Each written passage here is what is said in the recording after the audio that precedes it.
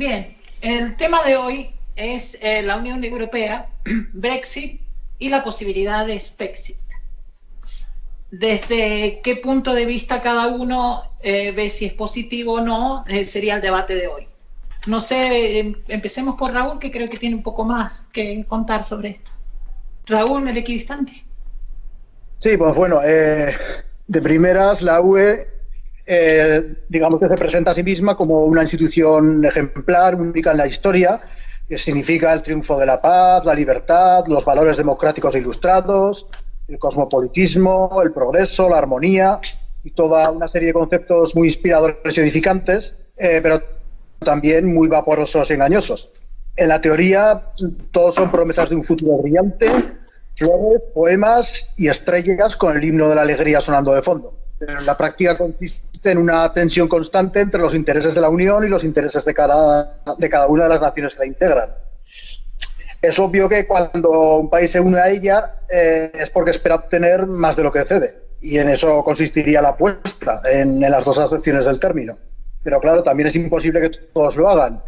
Lo esperable es que unos ganen y otros pierdan, o cuando menos que unos ganen más que otros. Supuestamente puede ser beneficioso para todos desde la perspectiva económica, cuanto la economía no es un juego de suma cero, pero también en ese terreno es probable que no todos ganen por igual e incluso es posible que algunos pierdan. Y si estamos hablando del Brexit ya realizado y del Spexit por realizar, que ahora no es ni un proyecto ni sombra de tal cosa, pues hombre, es curioso que el caso de Gran Bretaña es paralelo al de España en dos sentidos. Por un lado, los dos han tenido una amplia proyección fuera de Europa, más concretamente en el Atlántico, y claro, y por esto Gran Bretaña mira sobre todo a Commonwealth y España miraba, y quizá debiera volver a mirar, sobre todo a Hispanoamérica. Por otro lado, también en ambos países coincidió la entrada en la UE con una cierta desindustrialización, a resultas de la cual sus economías empezaron a centrarse más en el sector servicios. Y ya sobre si esta desindustrialización fue una catástrofe o un progreso, hay mucha controversia, al menos en el caso español, imagino que también en el británico, pero una cosa sí parece clara: la riqueza creada por el sector industrial parece más sólida, más material, en el sentido más literal del término, y aunque esta solidez no es garantía ante la competencia, ante las crisis, pues quieras que no, da cierta seguridad. Y de ahí quizá que la reindustrialización sea una demanda compartida por nacionalistas y socialistas. Bueno, es que ahí es un poco un engaño, ¿no? El tema del proteccionismo desde el punto de vista económico es un engaño. Porque el proteccionismo, ¿qué hace? El proteccionismo lo que hace es que protege empresarios locales, en realidad, en detrimento del consumidor. O sea, al final tú pagas más los productos que deberían costarte menos, porque estás manteniendo al que tiene ese permiso, esa licencia, para que el otro no pueda importar y tú puedas producir a nivel local y pescar, como le dicen, pescar en la pecera, ¿no? No tienes que ir a pescar al mundo. Liberal, sí. Pero que igual que el proteccionismo puede ser un engaño, el liberalismo también, ¿eh? Porque el abrirse al mercado, cuando sabemos, y precisamente insisten en ello los liberales, que no hay tal libre mercado, pues entonces, o sea, que quiero decir que hay engaño y hay timo en el proteccionismo y en abrirse al mercado, porque abrirse al mercado puede igual significar favorecer a ciertas potencias concretas. Turno para Iván. Bueno, a ver, a mí el tema del Spexit, para mí, en mi opinión, yo estoy totalmente a favor, ¿no? Desde el punto de vista de mi mentalidad. Pero bueno, hay muchas preguntas, muchas cuestiones que hay que plantearse, sobre todo antes de pensar en dar el paso hacia adelante, ¿no? Porque hay que pensar que si tú sales de la Unión Europea tendremos que volver a la peseta, pero hemos visto cómo el Banco Central Europeo ha comprado mucha deuda a España, y esa deuda el Banco Central Europeo la va a querer recuperar en euros. Y si tú devalúas tu moneda nacional, vas a ver cómo te va a salir muy caro volver a pagar esa deuda, ¿no? Esto le llaman los socialistas, ¿no? La solidaridad intergeneracional, ¿no? Creamos deuda hoy que pagarán nuestros hijos y nuestros nietos dentro de 30 años. Y bueno, luego también, pues yo creo que habría sobre todo también que buscar muchos apoyos en cuanto a relaciones económicas fuera de España, a pesar de salir de la Unión Europea. También creo que la autarquía, ahora que hablabais un poco, yo creo que la autarquía no es la solución. En España, de hecho, se intentó alcanzarla con Franco y al final tuvo que dar marcha atrás. Y, y yo creo que sobre todo el tema de la deuda, yo me plantaría y yo diría que no pago deuda. Estoy totalmente a favor de no pagar deuda. Yo creo que para mí la Unión Europea es un ataque a la soberanía española, claramente, porque te limita, te coarta y al final dependes pues de poderes externos que poco o nada a lo mejor saben de tu cultura y de tu país.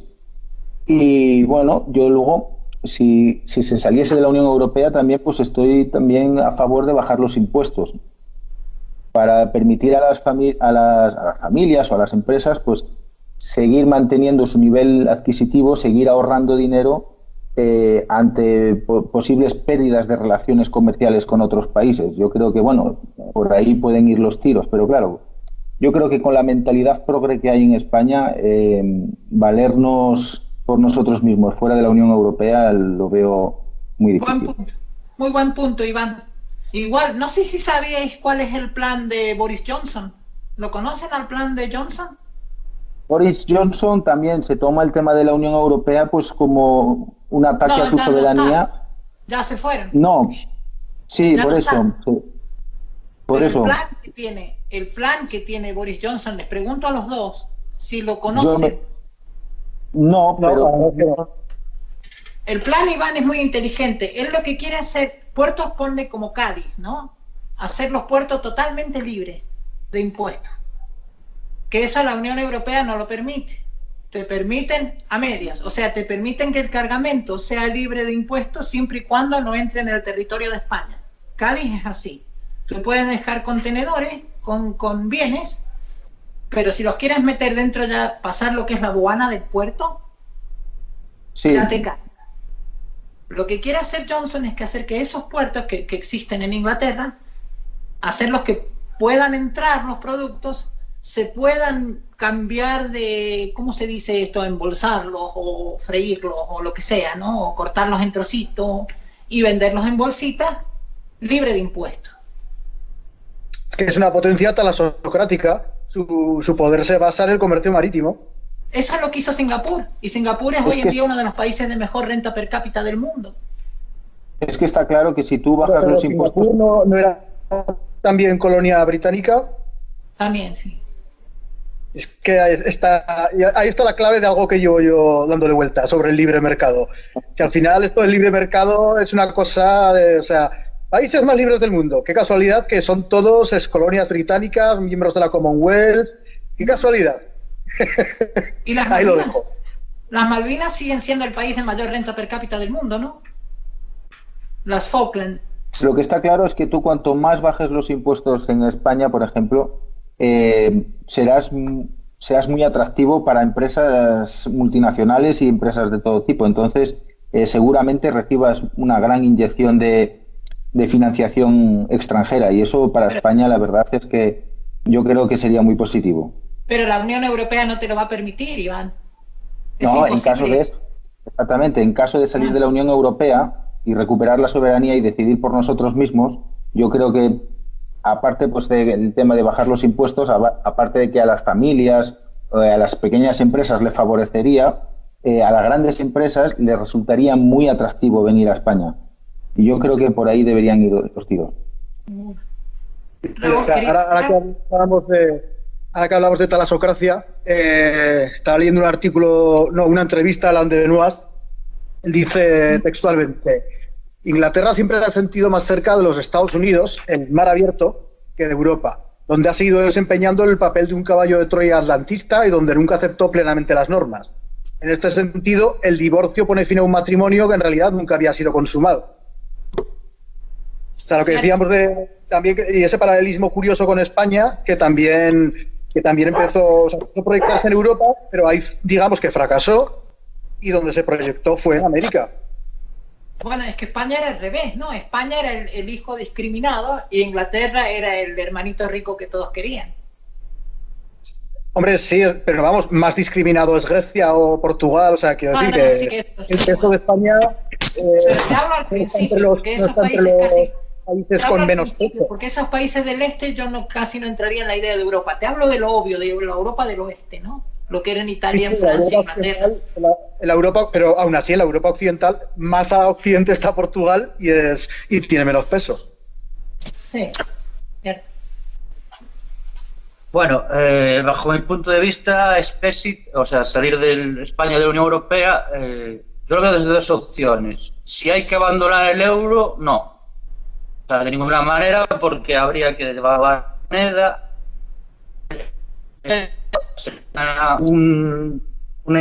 Pagar toda la deuda que tienes en euros, pasadas a pesetas, o sea, sería una devaluación terrible. Ahora vamos a suponer que salimos del euro mañana. ¿A ti qué te hace pensar que nos van a dejar escoger libremente la moneda como en Perú, que esto va a ser maravilloso? No, vamos a ir a la peseta y vamos a... Hostia, yo no quiero correr ese riesgo. Yo con el euro estoy muy bien, con una inflación de 1% anual. ¿Qué problema tengo con el euro si es la mejor moneda, la moneda más sana del mundo? ¿Cómo era la Constitución española con respecto a la soberanía monetaria antes de la Unión Europea? ¿Alguien se acuerda con la peseta? Yo sé que la peseta estaba lindo en España, se hacían lindos negocios.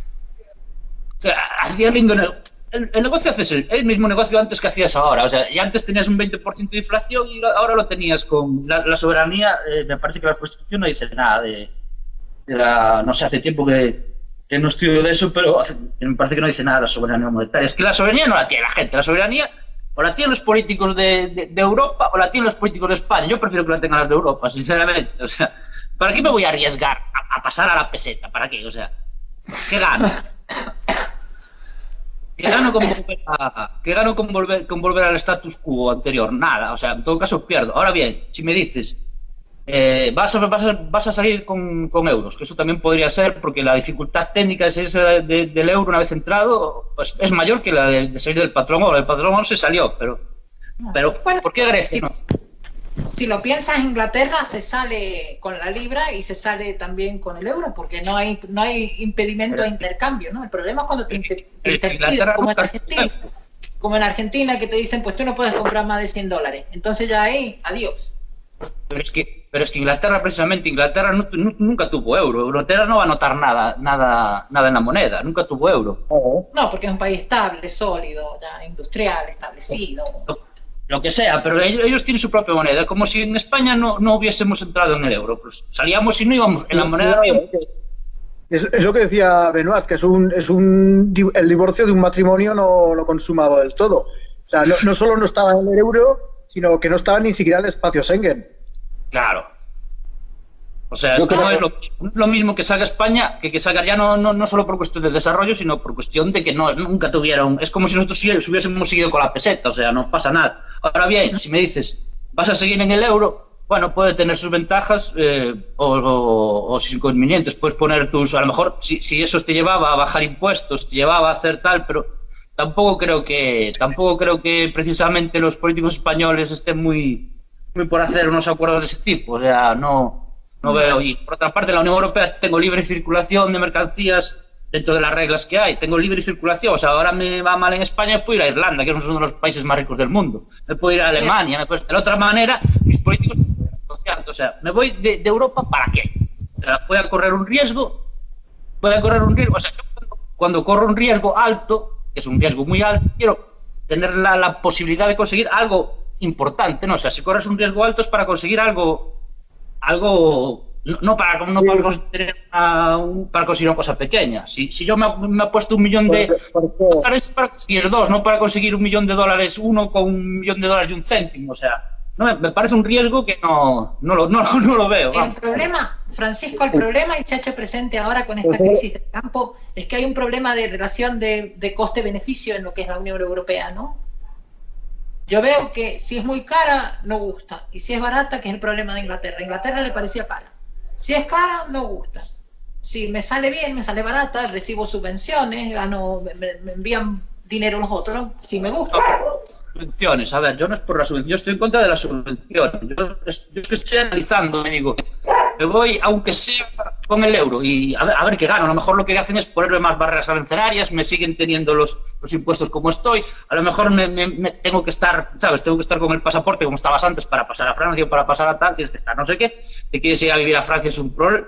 ¿Qué gano? O sea, en el fondo, ¿qué gano? ¿Se va a convertir España en una superpotencia por independizarse de la Unión Europea? O sea, muy... No. Pues, o sea, muchísimo riesgo para el yo, virgencita, que me quede como... Hombre, en cierta manera entiendo perfectamente tu punto, Francisco, porque lo pienso desde este punto de vista. Si vives en un país sudamericano, alguna vez los yanquis tienen que venir a rescatarte, ¿no? Es así. Vamos con Raúl otra vez. Raúl primero y después voy Iván. No, yo ahora solo quería meter baza por lo que estábamos comentando de que Gran Bretaña estaba a medias en la Unión Europea, pues que eso está bien destacarlo para relativizar un poco el efecto contagio del que tanto se habla. Bueno, es como el pistoletazo de salida. Se va a Gran Bretaña, que es uno de los grandes, y ya como que el efecto contagio, ya esto como efecto dominó, ya van a caer todos, claro. Hay que relativizarlo porque se está saliendo un país que no estaba dentro del todo. Entonces, claro, lo que dice Francisco, el riesgo era menor. Esa apuesta es más grande para el resto de países que sí están con todas las de la ley en la Unión Europea. Os sigo citando un poco lo que decía Benoist, que creo que es interesante, sobre el Brexit. Dice que las principales motivaciones de esta votación a favor del Brexit son la cuestión de la inmigración y sobre todo una sensación de abandono social, político y cultural que alimenta un tremendo resentimiento contra la clase política tradicional y las élites mundialistas. Y además dice que trascendió la división izquierda-derecha y los valores comerciales del mar, lo que decíamos de la talasocracia, deben tener prioridad sobre los valores políticos, telúricos y continentales de la Tierra. Y luego, aparte, que esto ya pone en cuestión, vuelve a sacar lo de la independencia de Escocia, vuelve a poner en el tapete la cuestión del Ulster, incluso de Gibraltar. Claro, sí, normal, porque además Escocia tiene en cuenta que es beneficiaria de los subsidios de la Unión Europea, mientras que para Inglaterra es un gasto extra en burocracia, ¿no? Lo que decía Nigel Farage, estamos pagando todos estos parásitos. Como nombrabais a Garzón, pues tengo aquí apuntado que en 2016 estaba al frente del PCE, sigue estando, creo, o habrá pasado ya a Izquierda Unida. Pues defendía la salida de España de la Unión Europea también y afirmaba que el Tratado de Maastricht suponía una reforma constitucional encubierta que entroniza los mercados y que el Tratado de Ámsterdam recomendaba recortes en gastos sociales, trasvases de fondos públicos para subvencionar a empresas privadas e intensificaba el desmantelamiento del sector público. Luego aclara que esto no se incluyó en el programa de Unidas Podemos, por aquel entonces. Y aquí resaltar solo de las declaraciones de Garzón estas contradicciones, que entronizar a los mercados pues se contradice con subvencionar empresas privadas, que a su vez se contradice con desmantelar el sector público. Y si queréis puedo hablar de todas estas cosas porque aquí es todo el asunto de mercado contra Estado, que yo creo que en gran parte es un falso conflicto y en el que están metidos casi por igual socialistas y liberales. Eso de izquierda y de la derecha es muy relativo, o sea, aquí cada uno, para unos es demasiado, para otros es demasiado poco. O sea, para la Unión Europea, dependiendo de la ideología de quien la observe, pues son cosas muy distintas. O sea, para los socialistas es el triunfo de los mercados y el desmantelamiento del sector público. Y para los liberales, más bien al contrario, es una buena idea en principio, porque representaba el libre mercado, digamos, derribaba fronteras para mercancías, capitales y personas, pero para los liberales está derivándolo un megaestado con pretensiones centralistas y liberticidas. Bueno, ahora luego, pues yo qué sé, para los disidentes o para la derecha populista, pues es otra cosa completamente distinta, una mezcla. Es un ente que subvierte la identidad y soberanía de las distintas naciones y luego pues mezcla un poco parte del discurso de los socialistas y de los liberales. O sea, esto es que cada uno lo observa de manera... Lo que está pasando en Polonia. Lo que está pasando en Polonia, ¿no? Que Polonia se quiere salir porque Polonia quiere ser ultraconservadora no quiere ningún rollo de estos modernos de ideología de género ni porquerías de estas que le están trayendo de Europa, y tienen una guerra con Europa por eso. No tienen problemas por la economía todavía, aunque también quieren ser más libres económicamente, quieren independencia, de hecho lo están haciendo. Italia también. Italia imprimió bonos en euros sin permiso de Bruselas. Yo creo... Yo hago lo que quiero con la moneda y punto. Que lo corren por un lado o por otro también. Si no es por un lado, es por otro. Yo, en definitiva, yo veo a España como uno de los países que más entregado está al tema de la Agenda 2030. Ahora, antes que hablabas del pulso de a ver cuánto de izquierda sois, ¿no? Yo creo que España... bueno, a la vista ha estado, ¿no?, que Pedro Sánchez se ha reunido con George Soros en la Moncloa y no ha querido especificar ni ha querido anotarlo en su agenda y cosas de estas, ¿no? Y luego Polonia no es para nada lo que la gente aquí en España cree que es. Realmente Polonia es un país que va a despuntar y va a despuntar alto. De hecho, ha firmado un tratado de colaboración con Francia y con Alemania y han vetado a España, de hecho. Y luego sí, es un país que está totalmente también en contra de toda la ideología de género, la inmigración. De hecho, tiene unas leyes bastante estrictas y durante el año pasado, en el 2019, en Polonia solo ha habido 6 violaciones. Creo que parece un dato bastante importante, ¿no? Porque en España no paramos de decir que España tiene un problema con la violencia de género, pero luego cuando tú ves las nacionalidades de los agresores, pues dices... que a lo mejor España no es el que tiene el problema. Sí. Hoy en día habrá que mirar bien esos datos por el cuidado que propaganda la hay en un sentido y en otro. O sea que, pero Raúl, si te fijas en general las estadísticas, fíjate por ejemplo Suecia. Yo puedo estar más de acuerdo con esa postura de decir, cuidado con la inmigración, cuidado con el choque de culturas, cuidado con todas estas cuestiones. O sea, yo estoy ahí y me acusarán de facha y todo lo que sea, pero ojo también que estos números, cuando son tan llamativos, mejor sospechar e indagar bien a ver si no es propaganda. Está claro. Lo que pasa es que la inmigración tiene que ser controlada y de acorde a las necesidades acerca del empleo que tenga un país. Sobre todo, si tú tienes una inmigración controlada y bajo demanda de empleo, estás garantizando además que la gente que trabaja, en este caso en España, tenga unos salarios dignos. Porque si tú metes gente a saco, siempre vas a encontrar quien te haga las chapuzas por menos dinero, siempre vas a encontrar el morete que te va a hacer la chapuza en B, siempre vas a encontrar el rumanito que te hace la otra chapuza también en B, y si mantienes la mano de obra controlada, acorde a la demanda, a las necesidades del país, yo creo que también es una gran estrategia para controlar el tema de los salarios. Sí. Sí, claro, sí, ahí está el tema de traer inmigrantes supuestamente para bajar los salarios, y que es un tema en el que, claro, que parece que la izquierda hegemónica no se quiere meter, porque todo lo que huela a xenofobia o que es claro, y te salen con el argumento mantra de es que el capitalismo puede competir a los últimos con los penúltimos, que solo tienen dos, solo tienen ese y el de vienen a pagar las pensiones. Yo siempre digo, cuando ante un problema, ante una cuestión, siempre te salen con los dos mismos mantras, los dos mismos memes, es porque no hay argumentos detrás realmente. O sea, no hay una voluntad de entender el tema, hay un tabú ahí con la inmigración, un tabú absoluto. Tienen un serio problema de doble discurso.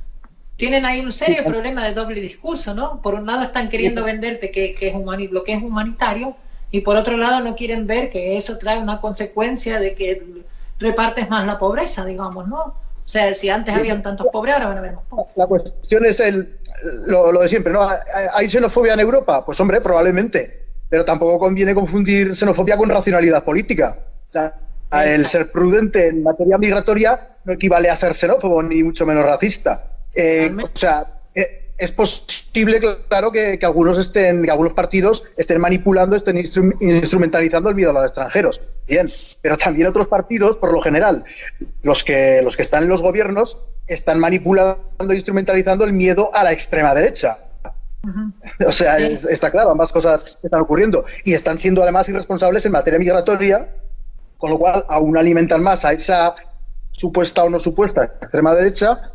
Y claro, pues lo que decíamos, que ahí están las razones, ahí vienen todas las conspiranoias y todas las elucubraciones, que ¿por qué esta irresponsabilidad en materia migratoria? ¿Es por presión del buenismo imperante? ¿Es por los intereses de esas élites financieras de las que tantos hablan a izquierda y a derecha? Cuidado. Proveerse de mano de obra barata y sumisa, todo eso, bueno, pues eso ya es otro asunto. Pero con esto también tenía, ya que hablamos de Polonia, tenía de la entrevista que le hacían a Esparza en una revista polaca, que también hablaba de todo esto. Vamos a ver, lo tenía por aquí. Sí. Le dice el entrevistador, los alemanes no tienen motivos para sentirse orgullosos de su pasado reciente y en su papel en la Unión les viene bien, digamos, para no centrarse tanto en la narrativa histórica, las cuestiones de identidad y así diluir las naciones-estados. Y Esparza responde que lo que hoy dirige la UE no es exactamente un tándem, sino una especie de laboratorio de globalización que han creado las élites globalistas. Y que para todos ellos la condena del pasado nacional y la identidad singular de cada una de las naciones es el instrumento para un mundo que quieren construir, es decir, un mundo sin fronteras. Que viene de lo que yo hablaba antes, del Magui que después te pasa el artículo, bueno, les paso a los dos el artículo, que hablaba ya de que, por ejemplo, el concepto de nación debería desaparecer en favor de ser parte de los Estados Unidos de América, ¿no? Es lo que ocurrió con Hawái, por cierto, que él fue parte de ese experimento de Hawái, ¿no? Bueno, esta gente tiene esta nación chiquitita que se llama Hawái y les vamos a explicar que es mucho mejor y más civilizado y lo suyo ser parte de los Estados de América. Las élites globalistas son principalmente estadounidenses, luego también son europeas, pero claro, es un proyecto que parte sobre todo de Estados Unidos y la Unión Europea está claramente apadrinada por Estados Unidos. Bueno, es condición obligada para entrar en la Unión Europea, primero entrar en la OTAN. Ha sido así. Eso es lo que hablábamos antes de Benoist, ¿no? Que Benoist dice que era la idea del progresismo en sí nace de Estados Unidos, ¿no? La nueva izquierda, me olvidé cómo decía izquierda en francés. Es un invento yanqui directamente, ¿no? Así es que en Estados Unidos, porque también hay que ver el tema de Rusia. O sea, por ejemplo, la Unión Europea, o sea, estaba apadrinada por Estados Unidos, ¿no? Pues igual que el Plan Marshall, pero también para frenar a la URSS, claro, era para formar un bloque aliado ahí con la OTAN enfrentado a la URSS. ¿Y qué pasa cuando cae la URSS? Pues que, según dice, por ejemplo, César Vidal, que es muy poco sospechoso de anti-Estados Unidos, pues dice claramente que el mantener a Rusia como enemigo es un interés principalmente del ejército estadounidense, bueno, de todo el complejo industrial y gubernamental de la CIA, del ejército estadounidense, de las industrias armamentísticas, por eso mantener a Rusia como un enemigo temible para seguir con su tinglado, digamos. Igual Rusia se ha vuelto más antiglobalista por haberse visto tan amenazada o tan puesta entre la espada y la pared por la Unión Europea y Estados Unidos. O sea, que eso también, que la ideología también tiene su, en clave marxista, la ideología tiene su razón de ser material en los intereses. Y si a Rusia está enfrentada a Estados Unidos y a la Unión Europea, le conviene difundir una ideología antiglobalista, claro. Correcto. Francisco, ¿querías decir algo? No has dicho nada hace rato. Globalismo yanqui, antiglobalismo.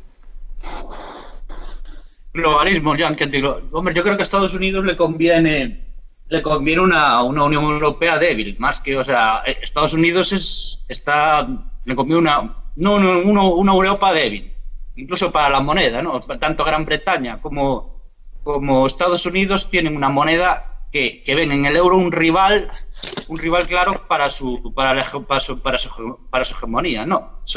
El mundo anglosajón siempre estuvo en contra del euro, y aunque Gran Bretaña estaba metida en la Unión Europea hasta hace nada, un mes, siempre tuvo ese rollo euroescéptico. Por lo tanto, o sea, la Unión Europea en sí es un proyecto globalista, ¿no?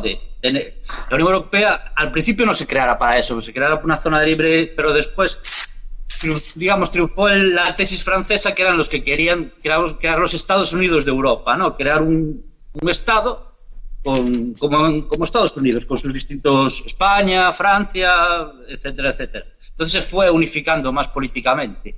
Pero también hay una cuestión ahí con los ingleses que es aparte, Francisco, que me trae a la mente Susito, que al final no pudo estar hoy, Jesús Santizo, que decía hace un rato que la Unión Europea es un invento nazi. En cierta forma tiene razón, porque por ejemplo lo que planteaba Margaret Thatcher era la Unión no es un invento nazi, es que los nazis intentaron, o sea, tenían la misma visión de hacer una Europa unida, o más o menos también los Estados Unidos de Europa, pero mandando ellos, ¿no? Pues, antes Napoleón encaja con la idea de Thatcher. Estados étnicos, no. Pero encaja con la idea de Thatcher. Thatcher decía que si nos entregamos la soberanía a Europa, hemos perdido toda esa vida de nuestros héroes de la guerra en vano. Ha sido en vano. Toda esa masacre de pérdida de sangre de la Primera y la Segunda Guerra Mundial fue, como dicen en Argentina, al pedo, ¿no? Raúl, ¿qué querías decir? No, solo estaba diciendo que el proyecto nazi era una Europa dividida en naciones étnicas, no políticas. Considerar naciones étnicas al País Vasco, Cataluña. Está claro que el poder le pondrá el nombre que más le convenga para alcanzar el mismo fin, que es estar ahí arriba y controlar todo. Es lo que yo creo, sobre todo. Y luego, antes hablabais un poco acerca de los inmigrantes y del control de la inmigración, y está claro que a la izquierda, no sé, yo creo, sobre todo la izquierda en España está rendida, tiene una postura sumisa frente a la inmigración, en pro del inmigrante, cuando no plantean la situación de que cuando tú controlas la inmigración, estás protegiendo también a los inmigrantes que están viviendo en tu país, porque ves cómo los puedes atender mucho mejor que si te entran en manadas como nos pasa a nosotros. Y por lo tanto vemos en el asunto de la inmigración un motivo más que cierto sector de la población aquí en España pues se siente desamparado, y por ello también estarían a favor de salir de la Unión Europea. Raúl, ¿tú crees que le dará a la izquierda la cabeza como para alguna vez entender algo de economía? Hombre, me parece que ese tópico es un poco tendencioso, ¿no? Los socialistas no tienen ni idea de economía. Hombre, pues algunos más que otros, supongo. Los liberales también muchas veces, con decir que la mejor opción siempre es el libre mercado, ya parecen que saben de economía ante los suyos. Pero claro, para repetir eso tampoco hace falta estudiar mucho, así que... Yo creo que lo que pasa es que toda la cuestión de izquierda es una cuestión cristiana, no es una cuestión de fe. Es una cuestión de fe, ¿no? La izquierda es una cuestión de fe. Ellos creen que van a encontrar el método perfecto. También. Ahora han inventado esto. ¿Cómo se llama esto? El New Monetary... Todas las ideologías de la cuestión de fe, en gran medida. Que Rayos tiene un vídeo muy bueno sobre eso, lo recomiendo. Deberíamos dejar el link de Rayos sobre ese vídeo. Ellos creen que van a crear un sistema en el que pueden imprimir dinero y hacer que la gente sea dependiente de las corporaciones y del Estado, no haya iniciativa privada, pero que todos estén bien. Genial. Fantástico. Ellos creen que tienen la clave. Todos no creen. Todos los izquierdistas no creen eso, ¿no? En absoluto. Hay bastante más variedad y hay gente de izquierdas que, yo que sé, que sabe bastante de economía y que no cree que todo se resuelve imprimiendo dinero, por supuesto que no. No, te hablo de los economistas. No te hablo de filósofos y eso. Te hablo del nuevo sistema monetario, ¿no? Que quiere sacar la izquierda. Donde desaparecería, por ejemplo, el dinero en billete desaparece. Tú pagas con tu celular, No sé cómo es la nueva teoría monetaria sobre la que debatieron Rayo Garzón, que lo vi a medias, pero vamos, no creo que la nueva teoría de Garzón consista en imprimir y todo lo que quieras. No creo que sea tan simple. Quiero decir, o sea, que siempre se caricaturizan las posturas del contrario. Pues, es que no me va a decir que para la izquierda no es todo simple, Raúl. Para la izquierda es todo simplísimo. No. Para la izquierda para nada, o sea, decir que hombre, para mí, no sé, es que depende de quién cojas. A mí el discurso de los liberales a veces también me parece excesivamente insultantemente simple en ocasiones. Depende a quién cojas, claro. Si es que eso lo digo, de caricaturizar las posturas con los socialistas, también caricaturizan a los liberales, a los conservadores, en fin. Yo quería concluir profundizando un poco más en esto de las distintas visiones sobre la Unión Europea. Y bueno, pues por citar a Rayo, no lo he citado antes, en esta batalla ideológica por si la UE es ultraliberal o es ultrasocialista o no sé qué, pues bueno, aquí dice Rayo que según el socialista Martin Schulz, el actual presidente del Parlamento Europeo, dice que el capitalismo salvaje ha destruido a estados y a individuos. Comenta Rayo que esto lo dice sin sonrojarse desde la poltrona de una megaburocracia que maneja un presupuesto anual superior a los 1.700 millones de euros. Bastante más del doble, resalta Rayo, que los beneficios de una multinacional española como Ferrovial. Y bueno, y concluye Rayo diciendo que lo que algunos han llamado despectivamente la Europa de los mercaderes es más bien la Europa de los burócratas y de las oligarquías lobistas. Dice que jamás los estados europeos, los que presuntamente han sido destruidos por el capitalismo salvaje, jamás han detentado tanto poder regulatorio y financiero sobre las sociedades. Luego Rendueles, que creo que lo he citado antes o lo he comentado así de pasada, comentaba lo de los inmigrantes y que habían dejado morir a mogollón de refugiados en el Mediterráneo y demás. Y sobre la economía, dice que la Unión Europea resulta una descomunal pérdida de soberanía democrática en beneficio de las élites financieras globales que formalizaron nuestra genuflexión mercantil con la imposición de la reforma del artículo 135 de la Constitución. Este artículo, esto ya lo añado yo, parece que es la bestia negra de las izquierdas más radicales. He llegado a calificarlo de golpe de estado de los mercados, pero yo no acabo de entender qué tiene de tan terrible el prohibir endeudarse en exceso, la verdad. Y bueno, sobre todo esto que comentan unos y otros, sobre todo pues los liberales y los socialistas, diría que los dos hacen un poco de trampa cuando hablan de sector público y gasto social, porque tienden a confundir los conceptos. Por ejemplo, dice Rayo cuando intenta desmontar este relato del triunfo de los mercados y desmantelamiento del sector público, dice, tras 2 décadas de presunta desaparición y desarme neoliberal de los estados europeos, resulta que estos gozan de mejor salud que nunca. Dice, por ejemplo, el gasto público del país alpino alcanzaba en 2012 el 50,6% del PIB, mientras que en Francia llegaba hasta el 56,6%. Claro, aquí la trampa que usan los dos me he dado cuenta yo. Bueno, Rayo y Rendueles o Garzón, bueno, liberales y socialistas por igual, pues eso confunden.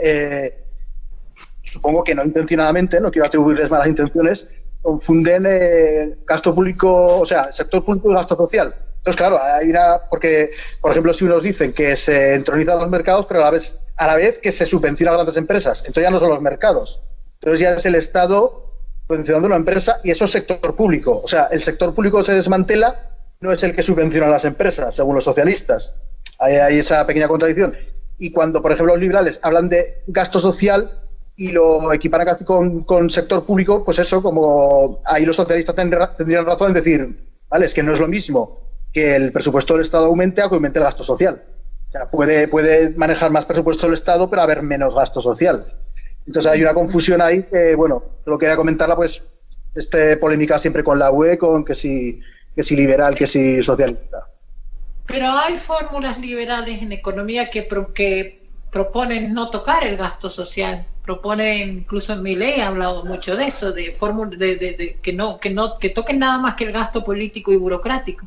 Ya es un claro, Milei es la forma que propone, pero después, o sea, según me entendí, propone bajar un 15% el gasto, pero esa es la primera fase. Después ya, si él, por ejemplo, gobernase uno de sus ideas, ya bajaría, supongo, hasta, no sé, hasta el 5, el 10, no sé. Al principio es el gasto social, después es ya sí, porque ya se pasarían digamos, los funcionarios al sector privado, saldría más de la pobreza, etcétera, etcétera. Esa es el primera fase, porque Argentina ya tiene un 40% de gasto no social, digamos, de 40% de gasto O sea, que mueve Que se parece también al proyecto de Rayo, de desmontarlo poco a poco, el estado del bienestar, que es el bienestar del Estado, según los liberales, y bueno, yo lo comparto bastante.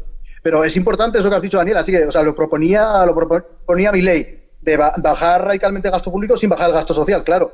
Y yo con un amigo lo comentaba, es que me decía, bueno, es que si bajas el gasto público, pues eso, baja el gasto social, y yo lo intentaba decir que no, que se puede mantener el mismo gasto social que hay ahora, pero eliminando subvenciones a empresas, subvenciones a ONGs, mogollón de chiringuitos, los famosos chiringuitos de los políticos que no paran de crecer, mogollón de puestos de consejeros, mogollón de puestos de políticos que sobran absolutamente, y mantener el mismo gasto social y reducir el gasto público enormemente.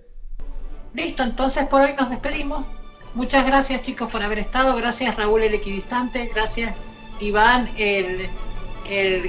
perdón, a ver si me voy a acordar, el gallego despotricando. Eso es. Y Francisco, que bueno, chao.